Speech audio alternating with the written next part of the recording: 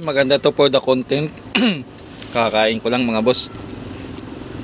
May ginagawa tayong 5 auto. Yan, 5 auto pa rin. Pero this time, ang gagawin natin ay repair vlog pa rin. Pero focus na tayo kung ano yung trouble. Ang trouble nito ay saksak ko muna. Hindi gumagana yung relay. Bakit? May DC out yan. Yan. Yung isang channel niya may DC out. Sinaksak ko na siya. So, didemo ko sa inyo. Dito ground, tapos o kahit baliktaran, okay lang yan sa speaker out. Meron siyang 35. Yan. Tapos sa kabila naman, ito yung kabilang output. Yan. Ito. Ay. Ayusin ko nga yung chopstick ko. Chopstick. Dito lang tayo sa malapit mag-inject yan. So, yung isang channel okay. Yung isang channel ang may damage. So, alin yun? Ito. Since okay naman yung supply nito mga boss, check natin dito yung fuse. Kung meron. 45.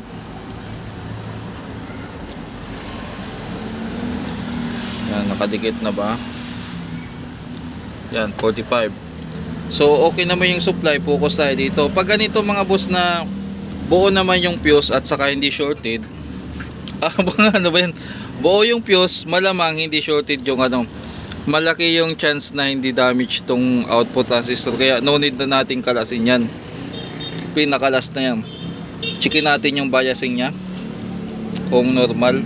Meron kasing may DC out na normal yung biasing. So isayin natin.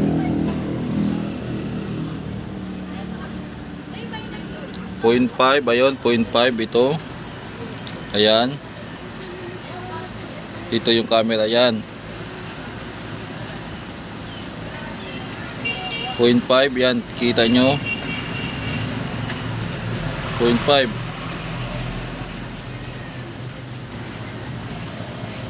Kabila, ay, ayun, madumi lang siguro tong rad ko. Madumi o ano, diin ka natin. Parang walang bias tong ano. O meron. Madumi lang talaga. Kailangan ko nang ihasa siguro to. So, normal yung biasing. Pero, meron siyang DC. 37. Parang ano. Kadalasan yan, ang focus natin ay transistor. At base sa mga experience ko, differential ang problema niyan. Pwede nyo palitan lahat tong ano, anim na yan para ano, wala nang hassle.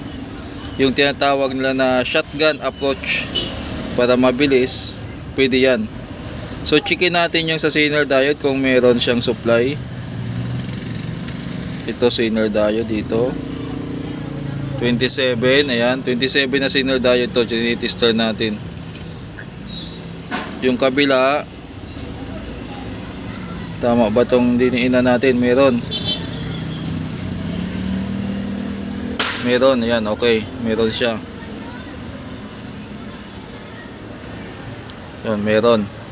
So, madalas niyan, may kinalawang na pyesa dyan or ano. So, gagawin natin dyan ay unang step, hindi na tayo magtitester dito. Actual na tayong palit. So, bunutin ko muna. Hindi na natin pinadaan ng test valve. So, yung affected na channel ay ito. Tingnan natin kung may kalawang. Tanggalin ko muna yung pinggan ko dito sa taas.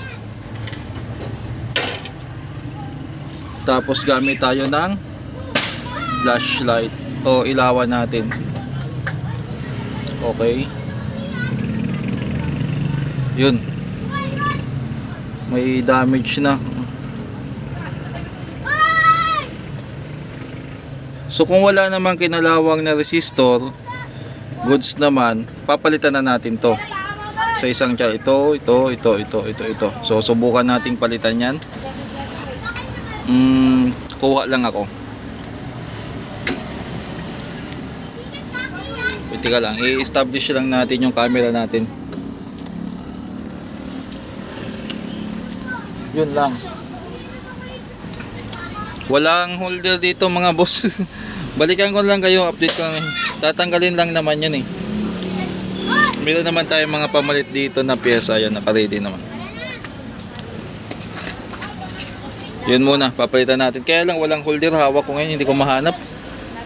Mahanap yung camera, yung stand natin, saglit na lang. Mga boss, so dahil hindi ko mahanap yung camera stand natin, nagpalit na tayo ng 6. So yung 6 na yan, ito yun, 1, 2, 3, 4, 5, 6. So gawin natin ngayon ay sukat tayo ng biasing uli. Ay hindi na biasing pala, yung DC out.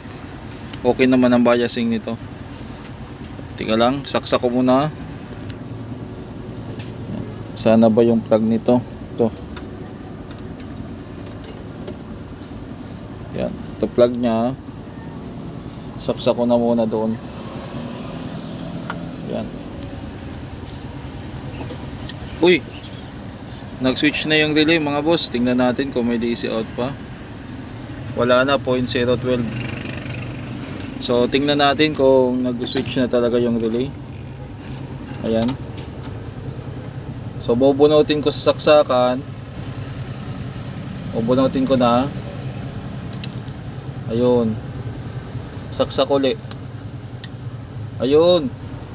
So pwedeng gagana na to mga boss. I-assemble ko muna tapos i-testing natin. Kinabit na natin mga boss. Lagay tayo ng speaker dito. Lagay natin yan. Power on natin. Tapos yan, nag-switch na yung relay. Saan ba nakalagay yan? Ewan ko kung saan yan. Isa-isayin na lang natin. Volume, pihit. Walang sounds mga boss, ilipat natin sa isang channel. Yan. Ano ba problema nito? Wala. So try nating itap dito. Kung mayroong humming. Meron. Wala dito. Volume.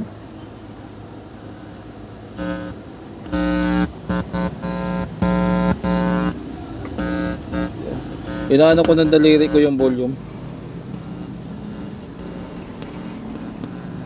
So meron mga boss. Okay na yung amplifier section. Yung audio galing dito ang wala. So try natin inahinaan natin. Ilagay natin dito sa dulo. Baka sira yung ano.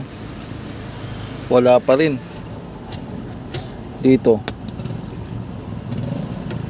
Volume. Wala pa rin. Sa pangalawa.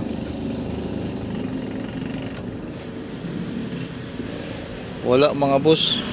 Pero ayan o. So may problema dito. Check pa natin yan. Tika lang. Gamit yung audio tracer, check natin yung input natin.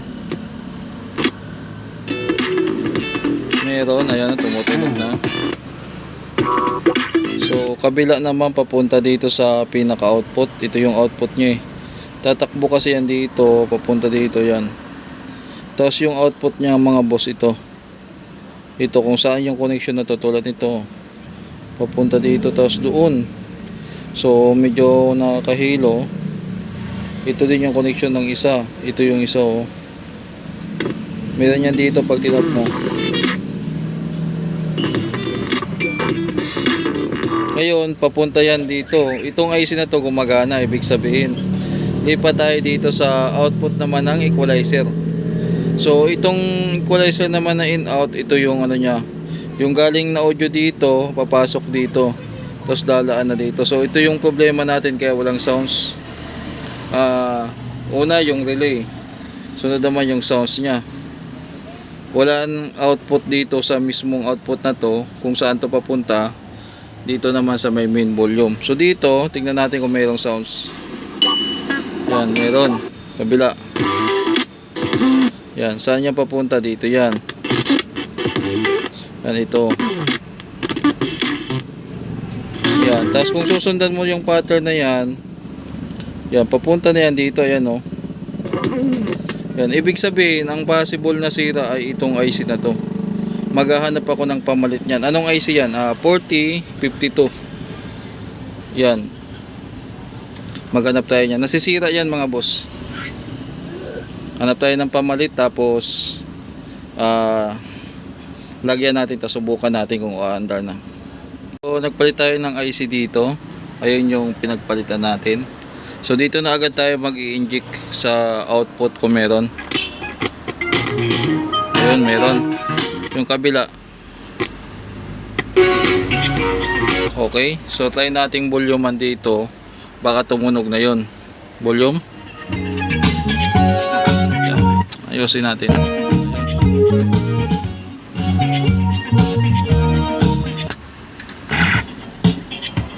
Okay, meron na sounds mga boss. Bali, may nakita ko ditong lubog. Ayusin ko na lang to. Kakalasin natin uli. Tapos, ibabalik na natin to. Tapos na to. Tsaka yung tornilyo pala nito, wala na rin. Lagyan ko na lang din. Yun lang, ang sira mga boss ay hindi gumagana yung relay. Nagpalit tayo ng transistor. Tapos, IC.